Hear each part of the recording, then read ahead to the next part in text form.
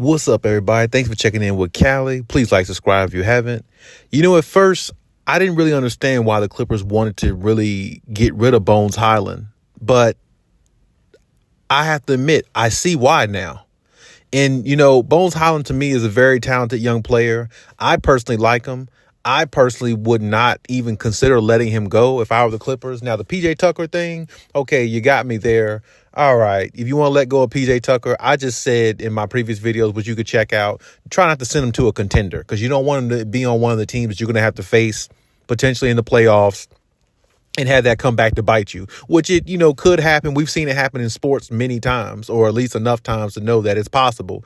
So with that being said, to me, I always looked at the way Bones Hyland came into the season and, and how they got him and everything and how he kind of fit with the team. I just felt like he would be somebody they would utilize, going forward. But the confusing part about the situation is they like Bones Hyland and his skill set is very high and his ceiling is very high. Really, he has no ceilings, with his game specifically. So if you look at Bones Hyland, everything he can do, he can spot, he can shoot threes. He's quick off the dribble. He can pass a little bit. He's flashy. He's everything you would want, like in a player that, that can give you the flash and give you the upside and the no ceilings in regards to his talent. You see what I'm saying? But at the same time, when you think about that in its entirety, the reason why I feel like they definitely want to look past Bones Hyland in regards to use him as a trade asset along with maybe PJ Tucker and what they're trying to propose with other teams is because of the emergence of Amir Coffey, and not only that, because Amir Coffey has been on the team longer, along with Brandon Boston. We just saw Brandon Boston play a few games ago, and he had a very good game also. So it's like when you look at Brandon Boston's skill set, what in Bones Hyland's game that Brandon Boston don't have? Brandon Boston can do everything that Bones Hyland can do. I mean, it's nothing no different. And even Amir Coffey can do a lot of the same things. Amir Coffey might be a little bit better defensively, but you can make the case that Brandon Boston's a little bit better defensively. I mean, it just depends on how you look at it. So, I mean, when you look at all three players' skill set, Bones Hyland really doesn't fit in the equation too much because it's like, there again, Ty Lue looks at it like, all right, Amir Coffey has been a staple for us when key guys were out. Amir Coffey has stepped up and played well. He had a few 30-point games a couple seasons ago when it was him, Reggie Jackson, Luke Kennard, and they was out there, hooping. I mean, they were coming back down from like 35 points some of those games. They actually came back and beat the Nuggets, I think, one of those games down by 35 points. I think it was the 76ers, too. They came back from like 35 points and came back to win those games. And Amir Coffey was a big part of the reason why, along with Reggie Jackson, along with Luke Kennard and Terrence Mann, and the way they were playing collectively with the guys that they had, because their two star players was out of the lineup and, hurt at the time. So it's more so a situation where I think Ty Lue is looking at it from a standpoint where Amir Coffey has been here, before Bones Hyland, so you got to give him that opportunity, to prove himself, because he's already shown that he could be the type of player that you could rely on, that can knock down that three with that smooth left hand and get to the rim kind of like when he wants to. He's actually very, very, very, very underrated because he can get to the rim. He shoots decent from the perimeter, and he's not shy on defense at all. And neither is Brandon Boston. We saw Brandon Boston's talent, several times before on display as well. And I've definitely questioned the reason why they don't use him a lot more. And this is the reason why I feel like Bones Hyland is in a stuck in a hard place with the Clippers, because even though he has a lot of talent, a lot of upside, but so does Brandon Boston. And like I said, when you look at Brandon Boston's skill set, his skill set is very similar to Bones Hyland, and you can make the case that his skill set looks a little bit better. You know what I'm saying? Based upon how he plays with Kawhi and PG, the limited time that he's played with them, and the times that we've actually seen him play, which hasn't been much.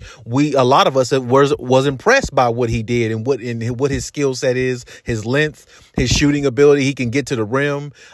He definitely, like I said, he's definitely not shy on defense as well. So it's like between him and Amir Coffey, the longevity, they've been there longer. They've been a part of the culture. They understand the culture more, and their opportunity is going to have to come at some point. So I feel like Ty Lue and the organization is looking at it like, well, we already have talent on our bench that's very, very prominent. And, Bones is while he's very good and he's very, very prominent himself, we already have players that have his same similar skill set. So it's not really a need for us to keep all three of them with similar skill sets. We might as well use him as like an asset with a trade to maybe get rid of PJ Tucker and add him within the trade that can make maybe a 3-team deal type trade, or maybe just, use him in the trade just because you want to get rid of, like, I guess maybe like the extra baggage on the bench that really would be preferred playing rather than sitting on the bench. Because I know, of course, Bones Hyland definitely would rather be playing than sitting on the bench. I mean, you can make that case for everybody on the bench,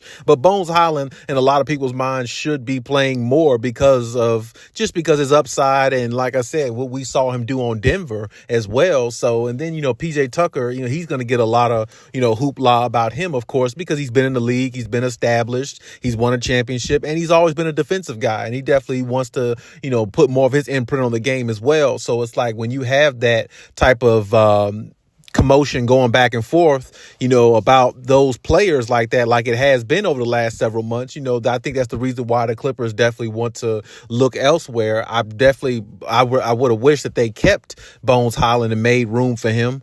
Maybe PJ Tucker is differently, but I definitely also, for the last few years, I wanted to see more of Brandon Boston myself. So, I mean, if they find a way to implement him a lot more, I definitely would be happy. I'd definitely be happy with that, because I've always liked Brandon Boston. I liked him in college. I like his skill set. I like his length. I feel like he gives the Clippers a little bit more, diversity with their offense with him being in there, because he's one of them type of guys where he can shoot very well. He is very, he plays within his skill set. He does not try to do anything outside of his square. And like I said, he'd be a good fit with Kawhi and PG on the floor if they gave him those minutes, hypothetically, over Terrence Mann. But we know that's not going to happen, because Terrence Mann plays a little bit more defense and he's a little bit more energetic and things like that nature. So we definitely understand that. But I think that's definitely the reason why, Bones Hyland is probably on his way out with PJ Tucker, and they're definitely trying to formulate a plan to, ship them off somewhere where they can play a lot more,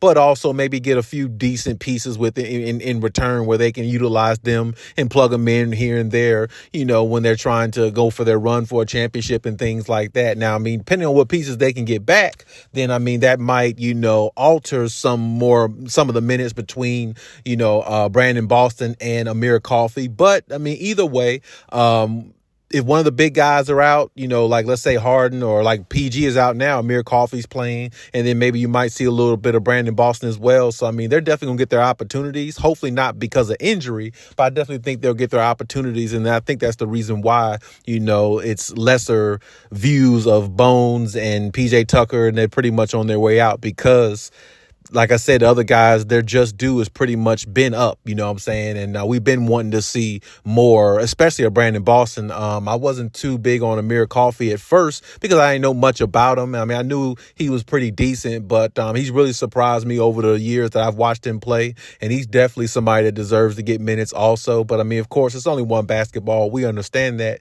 But, I mean, hey, it just goes to show how loaded the Clippers are. And hopefully with all that, the talent that they have on that team, which is a good problem for most coaches to have, in which like Ty Lue is, hopefully they can compartmentalize all that and put it together and go for that run and win a championship.